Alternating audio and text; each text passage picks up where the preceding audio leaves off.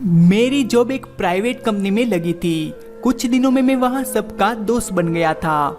वहाँ पर मेरी एक सीनियर थी, उनका नाम डोली था और वहाँ मेरी अच्छी दोस्त थी और वह दिखने में बहुत ही खूबसूरत थी और मुझसे बातें भी बहुत ही अच्छी अच्छी करती थी।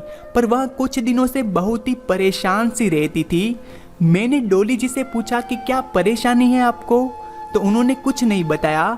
तो मैंने कहा आपको मेरी ज़रूरत हो तो कभी भी बता दीजिएगा।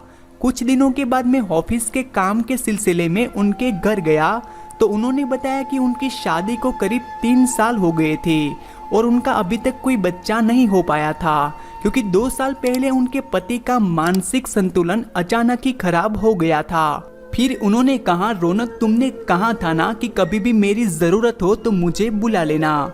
हाँ डोली जी, बोलिए डोली जी, मैं आपके लिए क्या कर सकता हूँ। डोली ने जो कहा वह सुनकर तो मेरे पैरों तले जमीन खिसक गई। उन्होंने कहा, रौनक तुम मेरे पति बन जाओ और प्लीज़ मुझे एक बच्चा दे दो रौनक। मुझे कुछ समझ में नहीं आ रहा था कि उनके पति मानसिक रूप से ठीक नहीं है, इसी वजह से उनसे प्यार नहीं कर पाते थे। मैंने उनको साफ मना किया कि डोली जी यहाँ तो गलत बात है, आप तो पहले से ही शादीशुदा हो, मैं आपसे शादी कैसे कर सकता हूँ। इस पर डोली ने कहा, तुम्हें मुझसे शादी नहीं करनी है, मेरे पास नाम का पति है, बस तुम्हें काम का पति बनना है। मैंने डोली जी को साफ मना कर दिया और वहाँ से जाने लगा। तब वह मेरे पैरों पर गिर गई और मुझसे मदद मांगने लगी और मेरे पैर पकड़कर रोते हुए मुझसे कहने लगी, प्लीज़ मेरी मदद कर दो। तो मैंने तुरंत उन्हें हाँ बोल दिया तो वह बहुत ही खुश हुई और मेरे गले लग गई। मैं वैसे ही खड़ा रहा। फिर उन्होंने बताया कि आज मेरे पति गांव गए हुए हैं, घर पर सिर्फ डोली जी और मैं ही थे। डोली ने कहा, अब शर्माना छोड़ो पतिदेव और अपनी बीवी से प्यार करो। वह मेरा हाथ पकड़कर मुझे अपने बेडरूम में ले गई। अब मैंने भी अपनी शर्म का त्याग करके उनका साथ देना ही ठीक समझा, क्योंकि यही एक रास्ता था।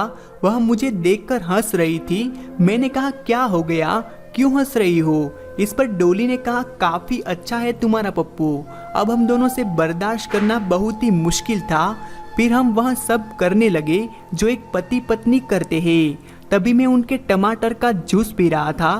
तभी डोली जी अपना हाथ नीचे ले जाकर मेरा पप्पू सहला रही थी। तभी मैंने डोली को उठाकर बेड पर लेटा दिया और उनकी उतारी, फिर उनकी तितली को पीने लगा।